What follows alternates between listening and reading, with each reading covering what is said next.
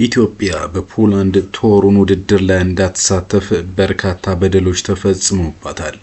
ከዚህ ውስጥ አሰልጣኞች፣ አትሌቶች እንደነ ጽጌ ዱጉማን የመሳሰሉ አትሌቶች ቪዛ አግኝተው ወደ ሀገሪቷ ሄደው እንዳይወዳደሩ መደረጉ አሳዛኝ ነው።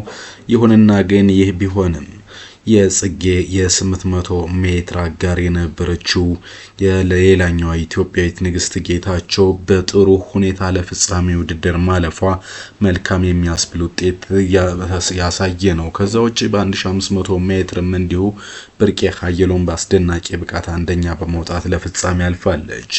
ለመሆኑ ይህ የፖላንድ የቤት ውስጥ ውድድር ምንድነው? ስንት ሰዓት ይካሄዳል? ፍጻሜው መቼ ነው? ሩጫውንስ በምን መከታተል እንችላለን የሚለውን በዋናነት የምናየው ጉዳይ ነው። በማስከተል የምናየው ጉዳይ በአዲስ አበባ የሚደረግ ሩጫ ነው። እሁድ የሚደረገው የሳፋሪኮም ቅድሚያ ለሴቶች ሩጫን የተመለከተ መረጃ አለ። ይህም እንዲሁ የቴሌቪዥን ሽፋን የሚያገኝ ነው የሚሆነው። ሰዓቱንና ሩጫውን የተመለከተ ሌላ መረጃም ይዘንላችኋል። ሰላም እንደምን አላችሁ? የሁሉ ስፖርት ነው። ሁሉ ስፖርት ጉዳዩን በሀገር ውስጥ አትሌቲክስ ያደረገና ከ100,000 በላይ ሰብስክራይበሮች ያሉት ቻናል ነው። አዳዲስ መረጃዎች ላይክ፣ ሼር፣ ሰብስክራይብ ማድረግ ትችላላችሁ። ወደ ጉዳዩ አለፍኩኝ። ፖላንድ ቶሩን የመጋቢትን ወር ጥሩ ውድድር እያደረገች ትገኛለች። ይሁንና ግን ለኢትዮጵያ ሁኔታው አሳዛኝ ነበር። የጉዳት ጸጋይ ባለቤት ህሉፊ ደጉን ጨምሮ እንደ ጽጌ ዱጉማ ያሉ አትሌቶች ወደዚህ ቦታ እንዳያቀኑ ተደርጓል። ምክንያቱ ደግሞ በጥብቅ የቪዛ ችግር ምክንያት ነበር። ይሁንና በ800 ሜትርና በ1500 ሜትር ኢትዮጵያን የወከሉ አትሌቶች ለፍጻሜ አልፏል። ቢያንስ አሁን ግን እየተሳካላቸው ይገኛል። በ21ኛው የዓለም አትሌቲክስ የቤት ውስጥ ሻምፒዮና ዛሬ ሁለተኛ ቀን የተደረገው።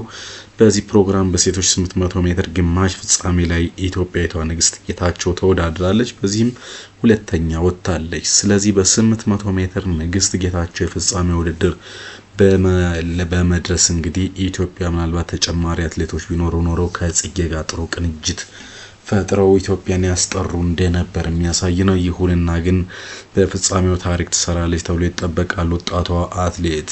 ይህ ውድድር እንግዲህ በ3 ምድብ ተከፍሎ ነው የተካሄደው። በምድብ 3 ነው የተወዳደረችው ንግስት በስዊዘርላንዳዊቷ ኦድሬ ቬሮ ነው የተቀደመችው። እቺ ስዊዘርላንዳዊቷ አትሌት 1:59:27 ስትገባ ኢትዮጵያዊቷ አትሌት ንግስት ጌታቸው ደግሞ 1:59:46 በሆነ ሰዓት ሁለተኛ ወጥታ አልፋለች። በግማሽ ፍጻሜው እንግዲህ አንደኛና ሁለተኛውን ያጠናቀቁ አትሌቶች ለሜዳሊያ አሸናፊነት ይፎካከሩበታል። ይህ የሴቶች 800 ሜትር ፍጻሜ እንግዲህ እሁድ ነው የሚደረገው። በኢትዮጵያ ሰዓት አቆጣጠር ከምሽቱ 3:53 ላይ ይደረጋል። ወይም ደግሞ እንግዲህ 8:07 ጉዳይ ለ4 ሲል የሚደረግ ውድድር ነው። በኢትዮጵያ እንግዲህ ገና ምሽት ላይ መሆኑ ከእራት በኋላ እንግዲህ ሰዎች ከእንቅልፍ በፊት ሊያዩት የሚችሉ ውድድር ነው። የአርሰናልና እንዲሁም ደግሞ የማንቸስተር ሲቲ ፍጻሜ ውድድር 2:30 አለ። እንግዲህ እዛ አካባቢ ያለው ወይም ደግሞ ተጠናቀቀ አካባቢ ያለ ሰዓት በመሆኑ ለማየት አመች አድርገዋል። ከዛ ውጪ ባለፈው አመት በቻይና ናንጂንግ በተካሄደ የዓለም አትሌቲክስ የቤት ውስጥ ሻምፒዮና በሴቶች 800 ሜትር ሁለተኛ ወጥታ ነበር የብር ሜዳሊያ አሸናፊዋ ንግስት።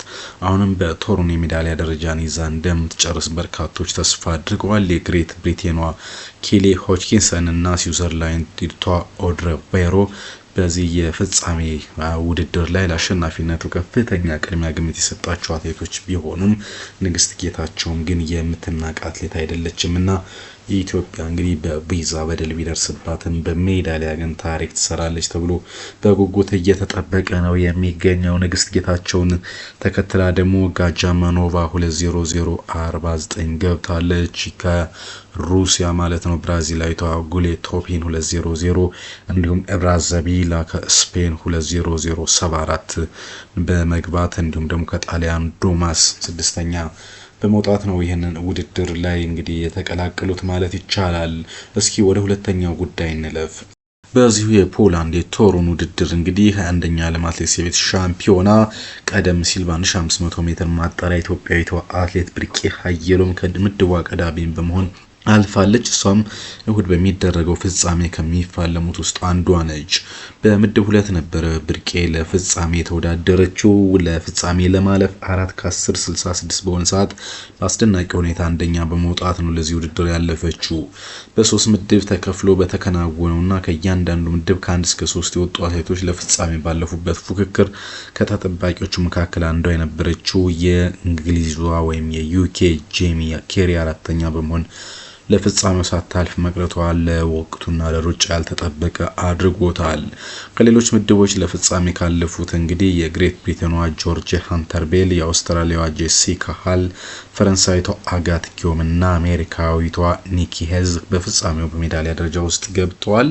ይህ እንግዲህ ገብተው ያጠናቀቃሉ ተብሎ ግምት እየተሰጣቸው ነው የሚገኙት። በተለይ አሜሪካዊቷ ኒኪ ሄዝ እና የአውስትራሊያዊቷ ጄሲካ ሃል በጣም አስደናቂ አትሌቶች ናቸው።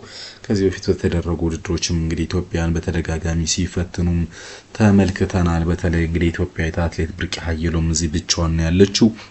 አጠቃላይ ግን በአዋቂዎች ውድድር በ23 በአውስትራሊያ በ13 በተካሄደው 44ኛ ዓለም አትሌቲክስ ሀገር አቋራጭ ሻምፒዮና በድብልቅ ዱላ ቅብብል ካስመዘገበች ቡድን የብር ሜዳሊያ ውጪ የሜዳሊያ ሰንጠረዥ አላስመዘገበችም። ብርቄ ገና ወጣት አትሌት ነች። ስለዚህ በቶሪን በዚህ ደረጃ መጀመሪያ ሜዳሊያ ድሏን ታሳካለች ተብሎ እየተጠበቀ ነው።